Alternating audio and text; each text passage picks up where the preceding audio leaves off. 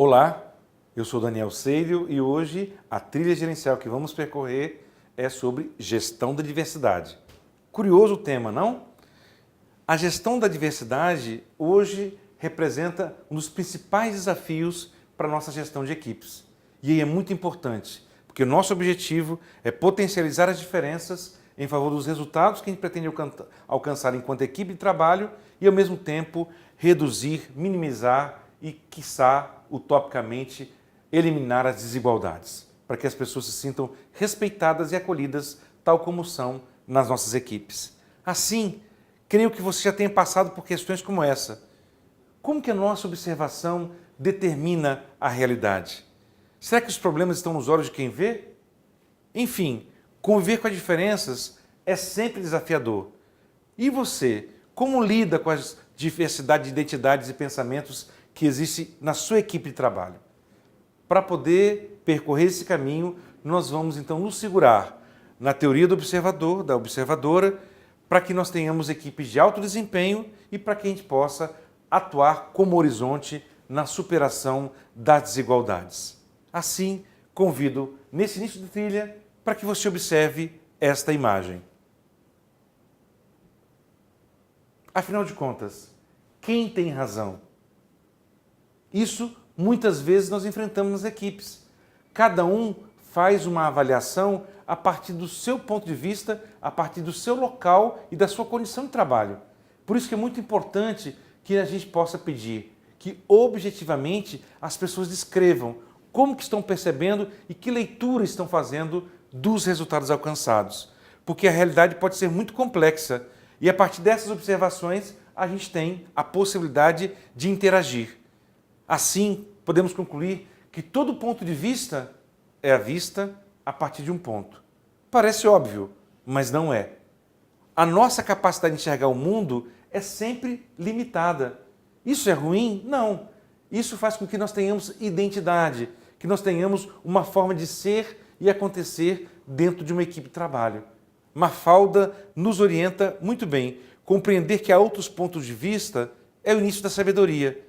Assim, é muito importante que nós tenhamos momentos de compartilhamento sobre como que cada membro da nossa equipe está vendo o trabalho que está sendo desenvolvido como um todo dentro da nossa equipe. Porque essas diferenças que podem haver são importantes, mas o que não pode haver é discriminação, preconceito, desigualdade. Por isso, então, a gente trabalha como um primeiro conceito importante nessa trilha a diferença, a distinção entre desigualdade e diferença. Conviver de modo construtivo com as diferenças é a nossa meta, porque as pessoas são diferentes, cada um de nós, por mais que tenhamos, no caso de gêmeos univitelínicos, o mesmo DNA, com a interação com o ambiente, nós desenvolvemos um fenotipo, diferenciado. Cada um de nós é próprio, é original, e isso é uma riqueza. Todavia, isso não pode servir para que nós possamos ser tratados com desigualdade, com discriminação, com preconceito. E é muito importante que nós ampliemos, porque às vezes o nosso próprio vocabulário é carregado de palavras preconceituosas. E a partir daí, algumas pessoas se ofendem profundamente porque se sentem consideradas como desprezíveis ou excluídas do contexto da sociedade. Nesse sentido, então, nós temos, já no âmbito do Ministério Público da União, na Escola Superior do Ministério Público, um plano de ação para transversalizar essa perspectiva de gênero e essa perspectiva étnico-racial. Eu tive a oportunidade, tenho a oportunidade de estar atuando também na escola dentro dessas políticas que estão no campo de formação, justamente para ampliar a nossa percepção e a nossa capacidade de perceber como que as pessoas enxergam o que nós estamos fazendo e a nossa atuação enquanto gestores dentro do Ministério Público. Assim, nós vamos para uma outra distinção muito importante, que é a distinção entre equidade e igualdade.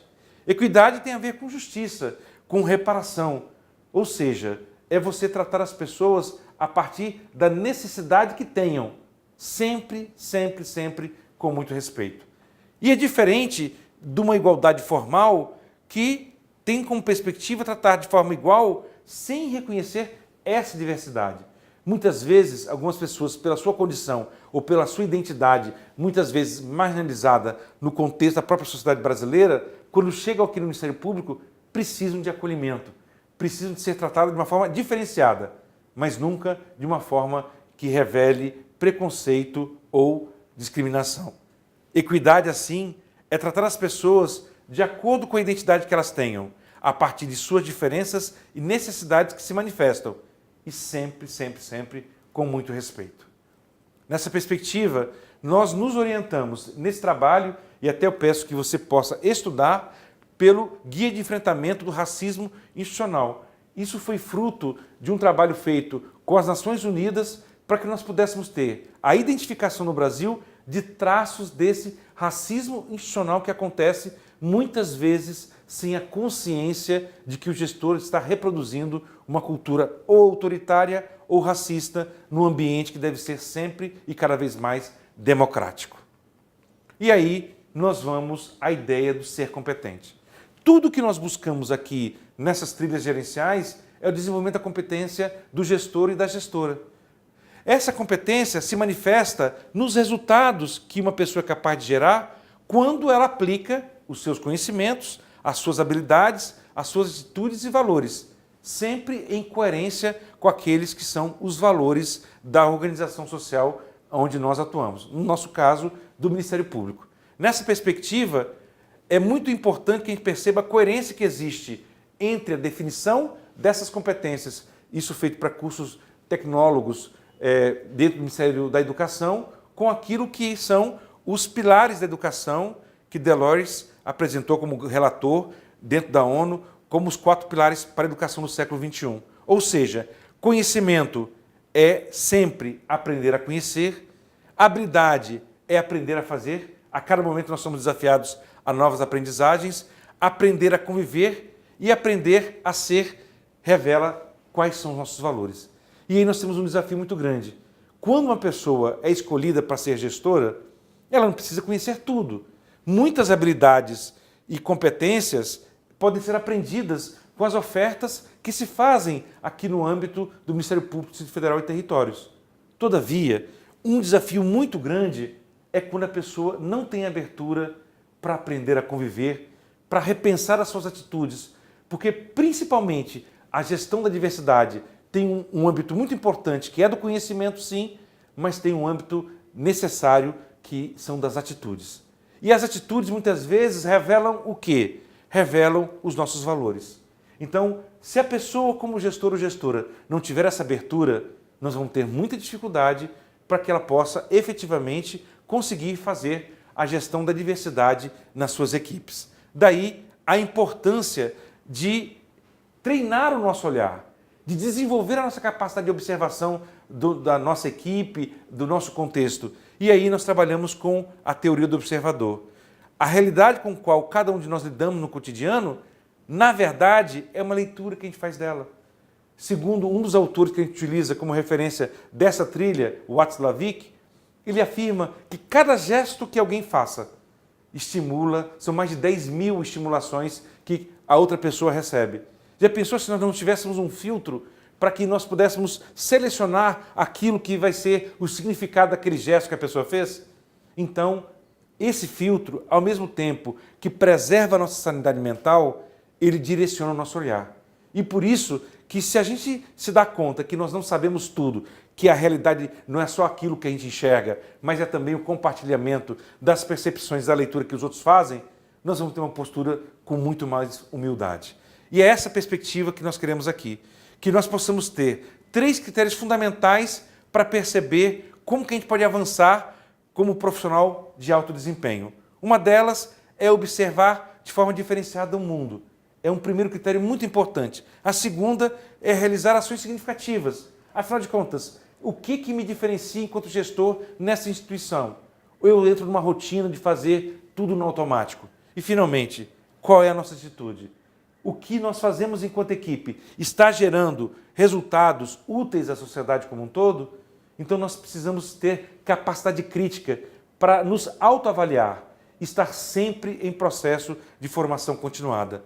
Por isso que a gente convida que vocês possam, lá no nosso texto de apoio, olhar cada uma daquelas imagens que eu propus no desenvolvimento daquele texto e perceber o que eu consigo enxergar e o que me fica oculto. E a partir da troca, interação com os colegas ou da execução dos exercícios propostos, você possa verificar. Esses exercícios tendem justamente a fazer com que nós possamos nos dar conta de como nossa visão muitas vezes é dirigida ou é limitada. E a partir do momento que a gente assume essa possibilidade, nós vamos ter uma atitude muito mais aberta para aprender e para construir junto. Porque nós somos guiados pelo nosso modelo mental. Esse modelo mental condiciona a nossa observação.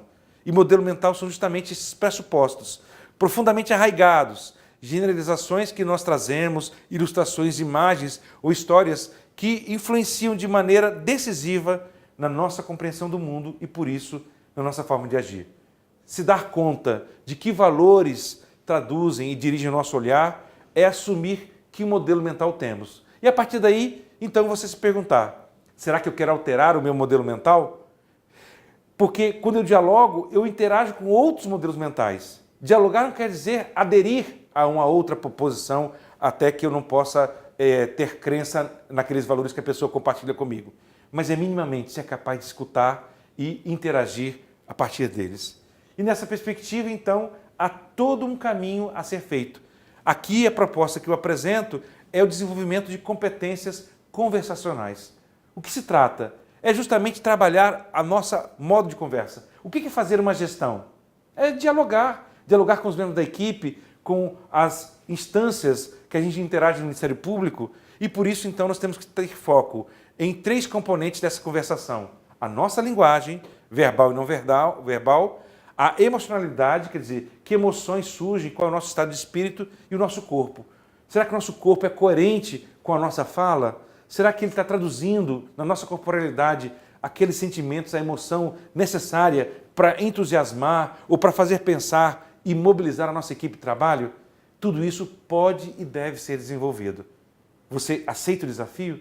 Então, agora temos toda uma série de exercícios que estão propostos para esse desenvolvimento inicial.